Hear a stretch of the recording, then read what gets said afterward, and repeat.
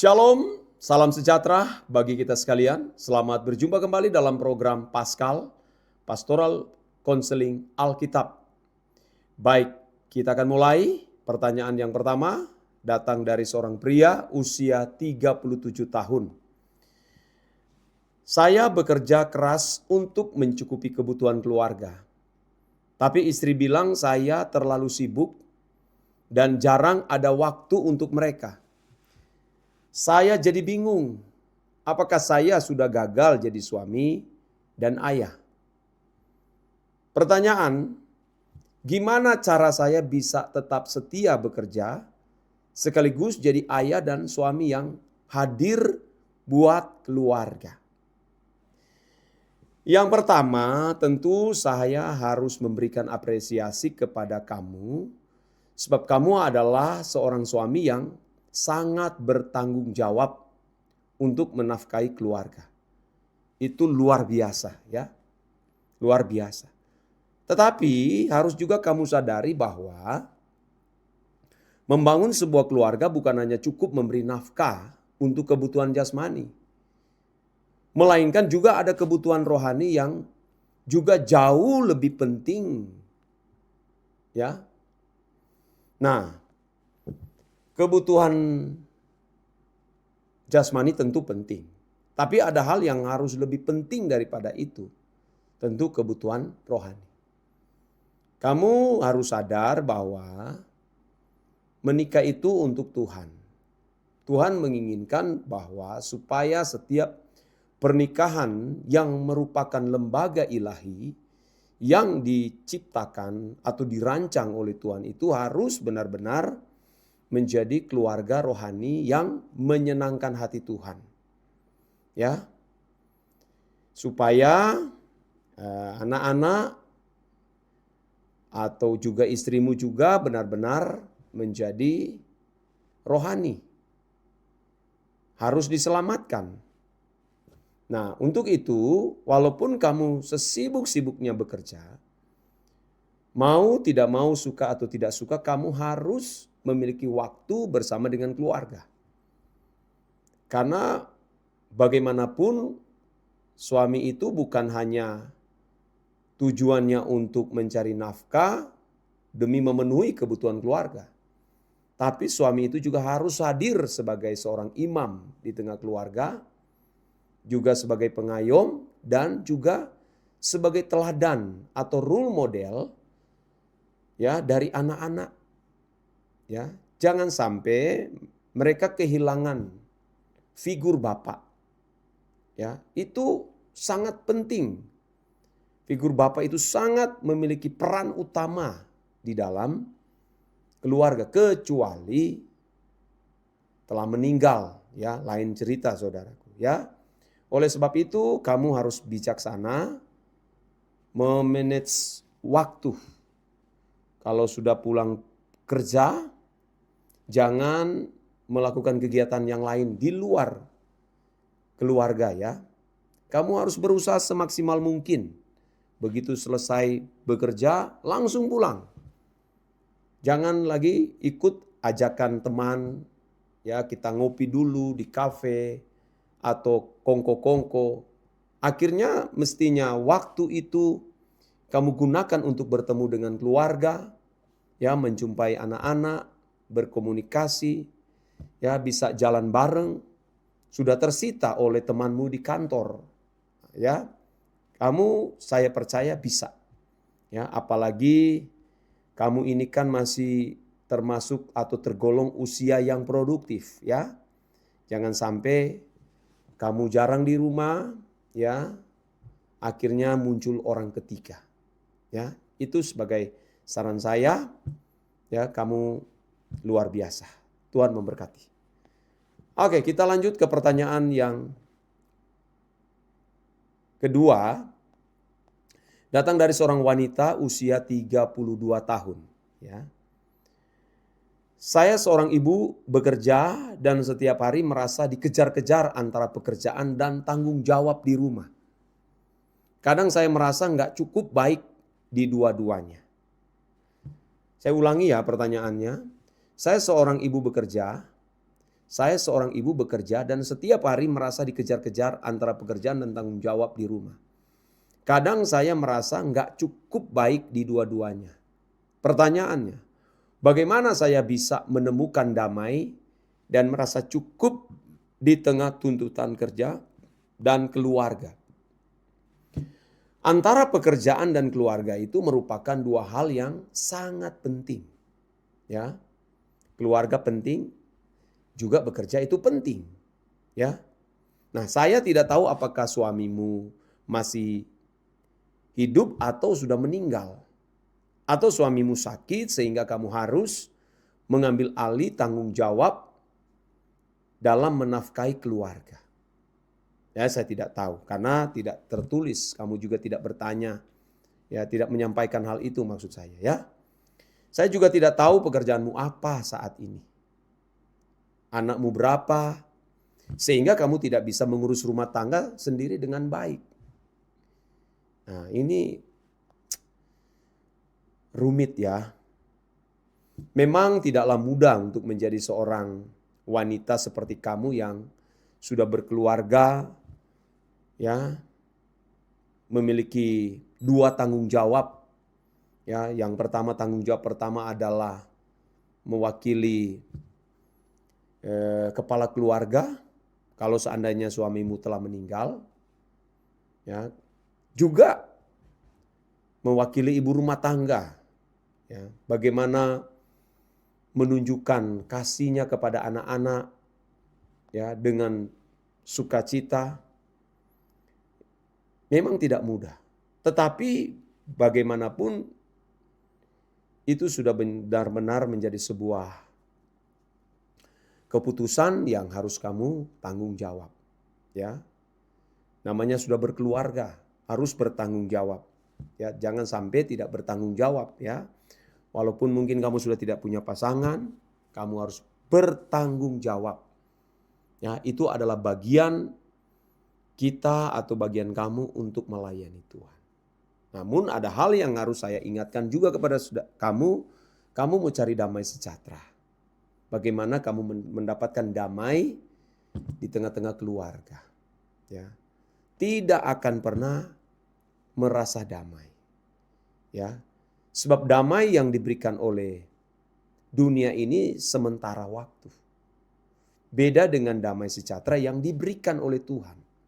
Nah, kalau kamu ingin mendapatkan damai, kamu harus mencari Tuhan. Karena di luar itu damainya damai palsu. Selalu ada hal-hal yang tidak pernah kita duga bisa muncul. Persoalan-persoalan ya, bisa muncul kapan saja. Nah, damai yang kamu harus kejar itu damai dari Tuhan. Nah, oleh sebab itu kamu harus mencari Tuhan, ya. Harus mencari Tuhan. Beri waktu untuk bertemu dengan Tuhan di ruangan doa.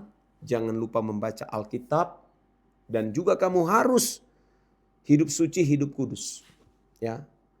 Kalau hal-hal di luar kemampuanmu, Tuhan pasti akan menolong, memberi jalan keluar sehingga kamu dapat memikulnya, ya. Dan yang ketiga adalah kamu harus mencukupkan diri dengan penghasilan. Ya, mengucap syukurlah dengan apa yang Tuhan percayakan. Kita harus punya jurus satu ini ya. Asal ada makan pakaian cukup. Ya, asal ada makanan pakaian cukup. Ya. Tuhan pasti akan menolong, ya. Di tengah-tengah kesulitan pasti akan dicukupkan. Nah, sebagai ayat firman Tuhan saya kasih kepada kamu, Ibrani 13 ayat 5 berkata begini. Janganlah kamu menjadi hamba uang dan cukupkanlah dirimu dengan apa yang ada padamu. Karena Allah telah berfirman, aku sekali-kali tidak akan membiarkan engkau dan aku sekali-kali tidak akan meninggalkan engkau. Ya, ayo terus berjuang bersama dengan keluarga. Kamu adalah wanita yang hebat, yang luar biasa. Ya, Tuhan memberkati kamu. Lanjut, Pertanyaan yang ketiga datang dari seorang pria usia 41 tahun. Saya pernah di PHK dan sekarang dapat kerja baru. Tapi posisinya jauh di bawah yang dulu. Wah, tentu pekerjaan kamu ya gajinya berarti besar ya. Tapi setelah kamu di PHK, gajinya yang kamu dapat hari ini tidak sama. Saya ngerasa harga diri saya runtuh. Wow, di mata keluarga dan diri saya sendiri. Loh, pertanyaannya, bagaimana saya bisa memandang diri saya dengan benar di hadapan Tuhan saat karir saya enggak seperti dulu? Kamu sebenarnya ada kesombongan. Ya, kalau saya melihat ya dari tulisan kamu ini, ya curhatan kamu sebenarnya ada kesombongan. Dan masih mencari nilai diri di mata manusia. Kamu bukan mencari nilai diri di mata Tuhan, tapi kamu mencari nilai diri di mata manusia. Itu adalah kesombongan dan kecongkakan. Ya, tinggi hati itu.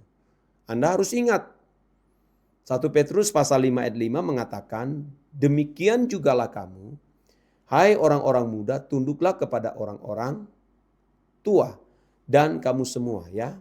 Rendahkanlah dirimu seorang terhadap yang lain. Sebab Allah menentang orang congkak, tetapi mengasihani orang yang rendah hati. Rendahkanlah dirimu seorang terhadap yang lain, sebab Allah menentang orang congkak, tetapi mengasihani orang yang rendah hati.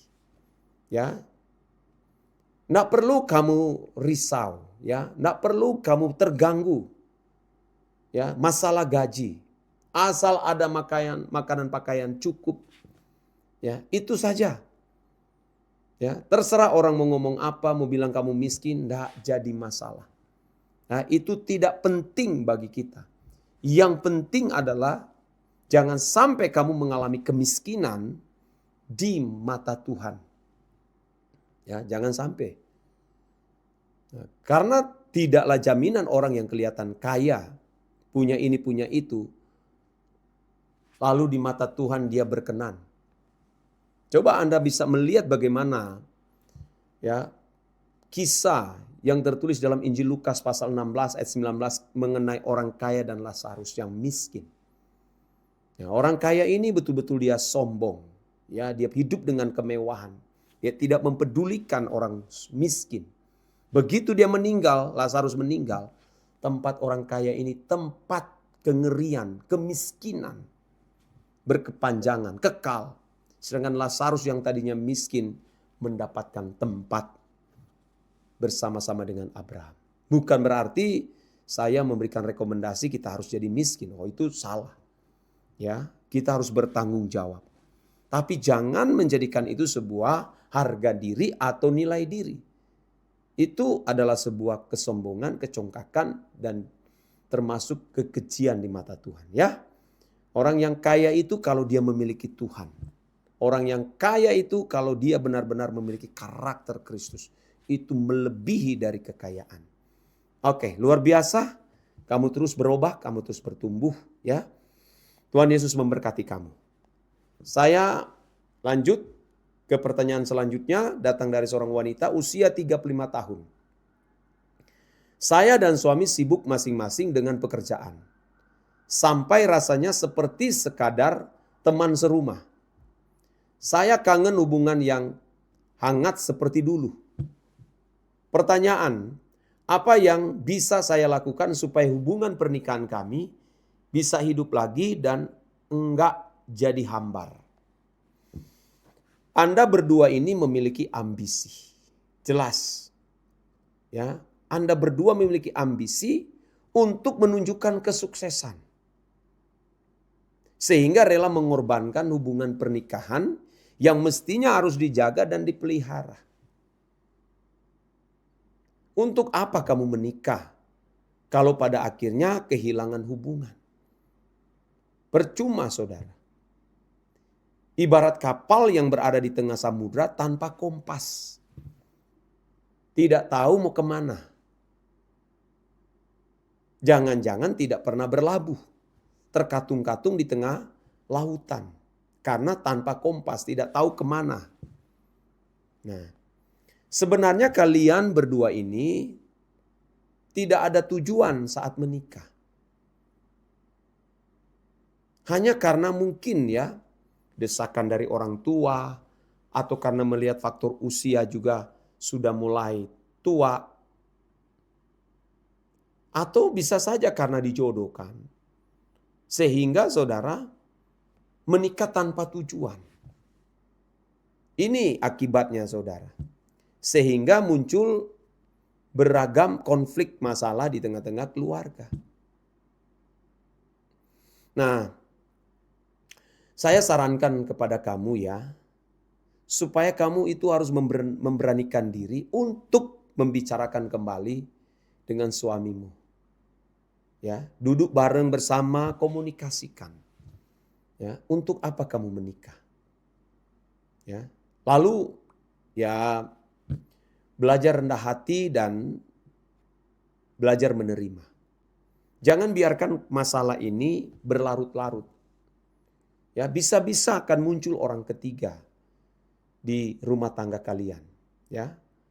Jadi secepat mungkin meredam semua persoalan ini ya, supaya keluargamu tetap langgeng, tetap aman, ya. Dan saran saya yang kedua adalah kamu harus mencari Tuhan. Lebih dulu. Ya, kalau suamimu tidak mempedulikan tentang Tuhan, kamu terlebih dahulu cari Tuhan, ya. Cari Tuhan, punya jam doa. Dan saya sarankan kepada kamu, kalau kamu mau benar-benar dibimbing di dalam kerohanianmu, kamu bisa mengikuti doa pagi saya. Setiap jam 5 pagi waktu Indonesia bagian tengah. Di channel YouTube GSKI Rehoboth Tomohon. Channel YouTube GSKI Rehoboth Tomohon. Kamu bisa mengikuti doa pagi saya setiap hari. Ya, 1 jam. Ada pujian, penyembahan, dan renungan minimal 10-15 menit. Kalau kamu terus tekun mendengar itu, kamu akan menjadi wanita yang berbeda. Seperti pada waktu kamu mengajukan pertanyaan ini. Ya, oke? Ya, saya berharap kamu pasti berubah. Jaga mulut, jaga pikiran. Lebih memilih diam. Jangan berusaha berkonflik. Belajar mengalah. Ya, kamu wanita hebat. Tuhan memberkati kamu. Dan saya lanjut ke pertanyaan datang dari seorang pria usia 43 tahun. Anak saya mulai tumbuh remaja dan saya merasa makin jauh karena terlalu fokus kerja. Saya takut kehilangan kedekatan dengan dia. Pertanyaan, gimana caranya membangun kembali kedekatan dengan anak? Walau saya sibuk kerja tiap hari. Memang untuk membangun relasi yang akrab dengan anak bukanlah hal yang mudah. Tetapi bisa kalau kita mau. Bisa membangun relasi dengan anak. Ya. Mulailah dengan memberi perhatian dari hal-hal kecil. Ya. Misalnya kalau dia mau ke sekolah. Berikanlah perhatian, nak. Sarapan ya, jangan lupa sarapan. Ya. Dari perkara-perkara kecil kamu berikan perhatian. Ya, kalau misalnya dia sudah usia remaja, kamu bisa telepon. Ya, nak lagi bikin apa? Bangun komunikasi, bangun hubungan. Tidak selalu membangun hubungan dengan anak itu dengan menggunakan uang. Tapi ketika kita memberikan perhatian secara psikologi, anak akan benar-benar bisa mengalami perubahan secara signifikan. Ya. Kita tidak bisa mempengaruhi anak hanya dengan uang, ya saudara. Tetapi hubungan itu sangat penting. Walaupun hanya melalui telepon, ya perkara-perkara kecil. Ya, misalnya kalau dia udah pulang sekolah, kamu bisa berkomunikasi, nak, bagaimana pelajaran di sekolah bisa nak selesaikan. Ya, ada terjadi percakapan. Ya, kemudian bisa diajak jalan-jalan. Kamu juga bisa ajak bermain. Kalau perlu nggak apa-apa main panco-pancoan ya. Kita panco-pancoan. Itu sebenarnya membangun, secara psikologi membangun hubungan itu. Bisa. Ya. Oke, saya kira itu cukup ya. Dan kamu harus rendah hati. Jangan berkata, ini papa loh. Kamu anak. Wah, itu memisahkan. Nah, sangat mudah sebenarnya ya, tergantung kamu sendiri. Mau rendah hati ya, atau mau sombong, atau mau tinggi hati karena orang tua. Apalagi kalau kita yang menafkahi. Ya, bangun komunikasi dengan hal-hal kecil. Tuhan memberkati ya. Dan pertanyaan yang paling terakhir datang dari seorang wanita usia 39 tahun. Suami saya sedang jatuh secara emosional karena bisnisnya bangkrut. Dan saya ikut lelah menanggung beban rumah. Tapi saya juga tahu saya harus tetap kuat untuk keluarga. Pertanyaan, bagaimana saya bisa tetap mengandalkan Tuhan dan kuat menopang keluarga? Padahal saya sendiri juga lelah. Saudara, rambut di kepala tidak akan jatuh tanpa seizin Tuhan. Ya, tidak akan mungkin jatuh tanpa seizin Tuhan. Kita harus memandang bahwa setiap peristiwa yang terjadi pasti ada maksud dan rencana Tuhan. Seperti yang tertulis dalam Roma 8:28 bahwa Allah turut bekerja. Ya, sebenarnya teks aslinya adalah Allah turut mengambil bagian. Allah turut bekerja dalam segala sesuatu untuk mendatangkan kebaikan bagi mereka yang mengasihi Tuhan. Peristiwa yang dialami oleh suamimu itu ya, itu bukan sebuah kebetulan, tetapi semua ada di dalam rencana Tuhan, ya. Pasti Tuhan punya rencana sehingga bisnismu mengalami kebangkrutan. Bisnis suamimu bangkrut. Jangan-jangan ya. Karena sudah disibuk di bisnis akhirnya lupa mencari Tuhan. Ya. Banyak orang begitu, waktu masih miskin, masih susah, belum punya apa-apa. Mencari Tuhan itu begitu kuat. Begitu diberkati, dia lupa. Biasa sebelum diberkati Tuhan, seminggu itu bisa 4 kali ibadah. Ya, ibadah hari Minggu, ibadah kalau dia pria ibadah kaum bapa, ya. Belum misalnya tiba-tiba ada ibadah kaum wanita juga dia bisa ikut. Jangan-jangan ada remaja juga dia bisa ikut. Tapi begitu mulai diberkati Tuhan dia mulai kendor. Sehingga akhirnya saudara dia abaikan mencari Tuhan. Tuhan bisa ajar loh. Tuhan bisa ajar demi keselamatan jiwa yang kekal. Lebih baik kamu jadi miskin, tidak punya apa-apa daripada jiwamu masuk ke dalam api kekal. Karena firman Tuhan mengatakan, apa artinya kamu memiliki seisi dunia ini, tapi jiwamu binasa. Nah, kamu jangan kecewa. Sebagai istri, kamu terus mendorong, memberi kekuatan dan motivasi. Turutlah mengambil bagian dalam kesusahan, dalam kesulitan suamimu. Sama-sama bergandengan tangan ya, untuk menopang keluargamu ya. Percayalah bahwa di balik semua itu Tuhan punya rencana yang luar biasa. Nah, sebagai ayat firman Tuhan, Yakobus 1 ayat 2-3, saudara-saudaraku, anggaplah sebagai suatu kebahagiaan apabila kamu jatuh ke dalam berbagai-bagai pencobaan. Sebab kamu tahu bahwa ujian terhadap imanmu itu menghasilkan ketekunan. Ya, ini yang menjadi saran saya untuk kamu. Ya, kamu wanita yang hebat luar biasa. Yang bersama-sama dengan keluarga menanggung kesulitan masalah yang dialami.